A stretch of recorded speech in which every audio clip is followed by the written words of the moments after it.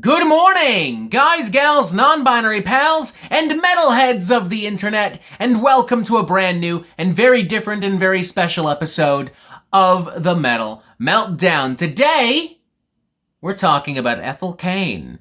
Oh, come on, Mr. Meltdown! It's bad enough you're always talking about this pussy poser, woke soy boy, liberal, hipster garbage masquerading as metal, but this ain't even masquerading. It just straight up is not metal. It's not even rock. Does it even count as music? There ain't no goddamn guitars. I mean, yeah, sure, I guess Ethel Cain isn't especially metal sonically speaking, but in today's video I will happily argue that she is metal aesthetically speaking. And like, dude, what are you talking about? There are guitars here, it's just not the chugga-chugga widdly-willy-woo stuff. But I like the chugga-chugga widdly-widdly-woo! If I can't drink beer, headbang, and pretend it's 1987, then what the hell's the goddamn point? Here's the thing, folks. Metal isn't just a genre of music. It's also kind of a vibe. Like, something can be metal without literally being a literal heavy metal album from a literal heavy metal band. Things like, for example, Dracula and Nosferatu, The Lord of the Rings, Warhammer, Dune, a variety of creative offerings from people like Lucio Fulci, H.P. Lovecraft, Guillermo del Toro, video games like Doom, Skyrim, Fallout, Resident Evil, Gears of War, comic book characters like Blade, Hellboy, Spawn, Ghost Rider, Doctor Doom. And this whole metal as a vibe ethos isn't strictly limited to works of fiction. There are things in the real world pulled from Norse, Greek, Roman, Egyptian, Japanese, Aztec, Native American, indigenous folklore, history, culture, and mythology that is objectively metal. There is a reason why all of these things I have mentioned thus far has been massively influential to metal. There is a reason why all of these things have been discussed in metal, because they are objectively metal. And metal is so much of a vibe that how you dress and speak and present yourself, the ideas that you have, the beliefs that you have, can almost single-handedly determine to another metalhead whether or not you are metal. This is something we've discussed almost ad nauseum at this point in some other videos, like metal isn't about fashion and does metal need to be offensive, but since we're here, and since some of you may still need some proof, let's look at a couple of comments. What's that? You're wearing a Joy Division shirt? That's not very metal of you. Whoa, you have books on your shelf? Not very metal. That says a lot about who you are as a human being to me. You have the gall to call yourself metal, but you're not a raging homophobe or transphobe or bigot like myself? Unbelievable. You should know better. Hey Anna, how much are you willing to bet that by this point in the video, somebody has already commented, this isn't very metal of you? I bet $100. $100? Yeah. You're on, $100. By now I think you get the idea. Metal isn't just a genre of music, it's a thing you can be. It's an attitude, it's a vibe. And I fully believe that Ethel Cain is metal as fuck. For those of you who maybe don't know who I'm talking about, Hayden Silas Anhedonia, born March 24th, 1998, known professionally as Ethel Cain, is an American singer-songwriter and record producer. She is noted for her lyrics focused on nostalgic and Southern Gothic themes, while her music has been associated with the ambient, indie rock, and contemporary folk genres. I came to know of Ethel Cain roughly 2.5 years ago, just shortly after the release of her debut album, Preacher's Daughter. A concept album inspired by Cain's own struggles with culture and religion, but centered on the fictional character of the same name, a girl who suffered abuse from her father and runs away from her Christian family and community. The artist stated that the character is her alter ego and described it as her dark, evil twin. The overall lyrical themes of the album include transgenerational trauma, toxic relationships, and cultist Christianity, and some of the content is a criticism to the American dream. The latter of which is featured prominently on the song American Teenager, which, fun fact, Barack Obama named one of his favorite songs of 2022. I'm guessing he wasn't paying a lot of attention to the lyrics of that song. I'm guessing he thought it was a fun, joyous little nostalgic pop rock romp. And I can understand why to a certain extent. I kind of thought the same thing myself upon hearing it for the first time.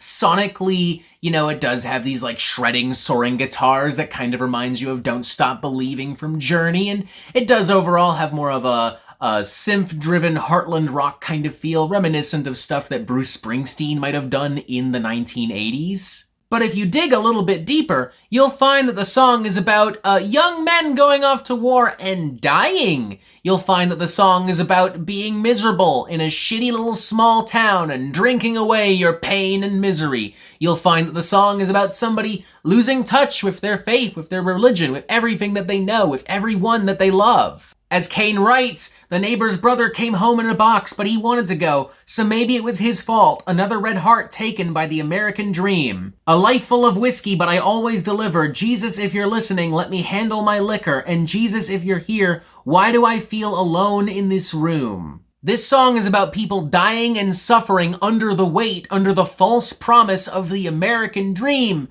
Mr. President, call me crazy. I don't know what you took from this song, but I'm willing to bet you didn't take what was meant to be taken from it.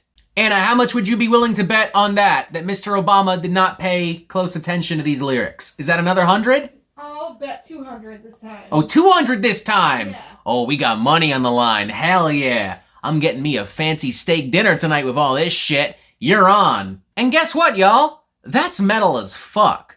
There's arguably nothing more metal than singing about the crushing weight of your own existence, than singing about how miserable you are, how miserable your surroundings are. Like members of Black Sabbath and Judas Priest have gone on record talking about how growing up in Birmingham and steel towns across England ravaged by World War II, still feeling the aftermath and the consequences of a devastating and bloody war, was inspirational to their sound and to their image and to their outlook on life and their music. And pretty much the entirety of the Norwegian black metal scene, both the music and the philosophy, was born out of spite for cultural norms and the overall environment of Norway in the late 80s going into the early 90s. And we're getting all this story, all this content, all of this Ethel Cain lore, and we're establishing this connection to metal, to the metal vibe and aesthetic, just through one song. Things get darker, heavier, and significantly more brutal, sonically and lyrically, as we progress through the album.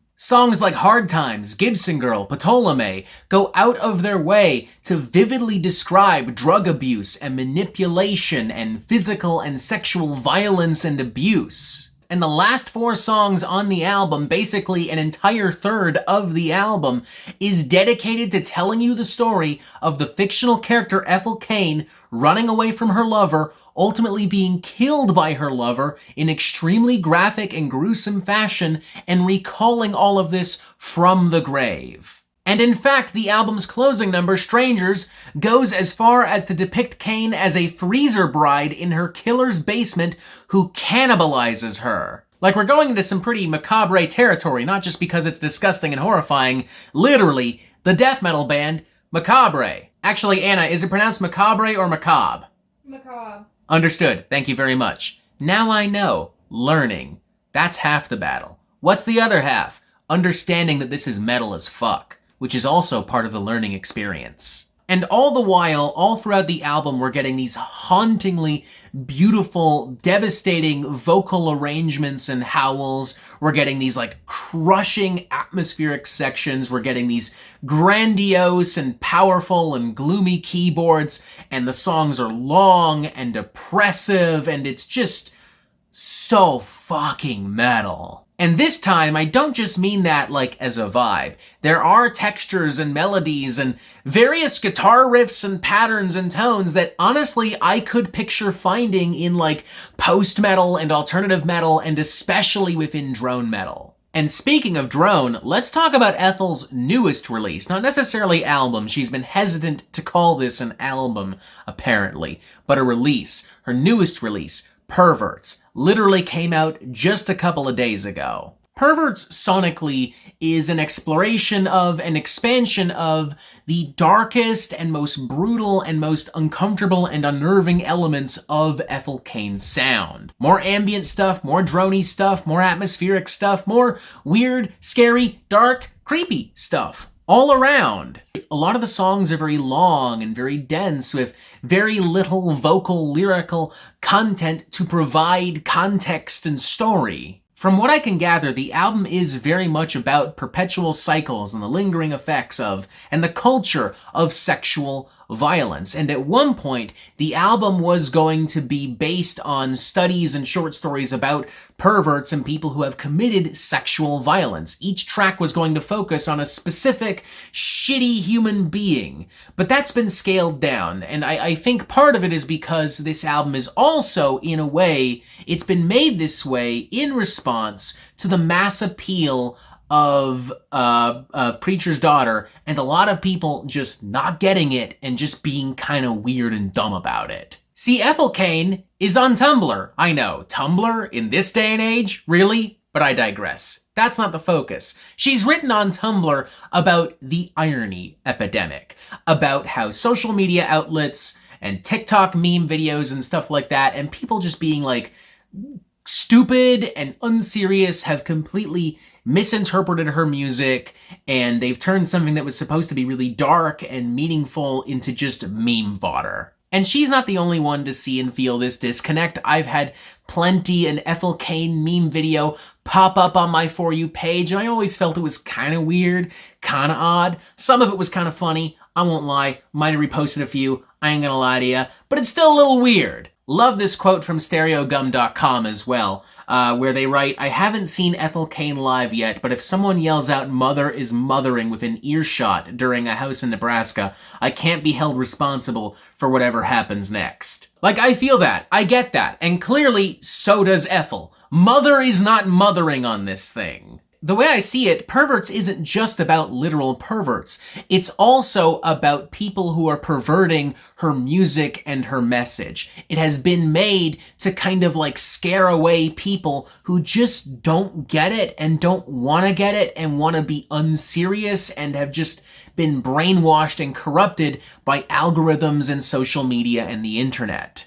Now, obviously, only time will tell if the massive audience that Ethel Cain has somehow amassed will get the message. But if I were a gambling man, and so far today I have proven that I'm a bit of a gambling man, I'd be willing to bet, what do we want to say, another hundo, Anna? Yeah. Another hundo? Yeah. Another hundo.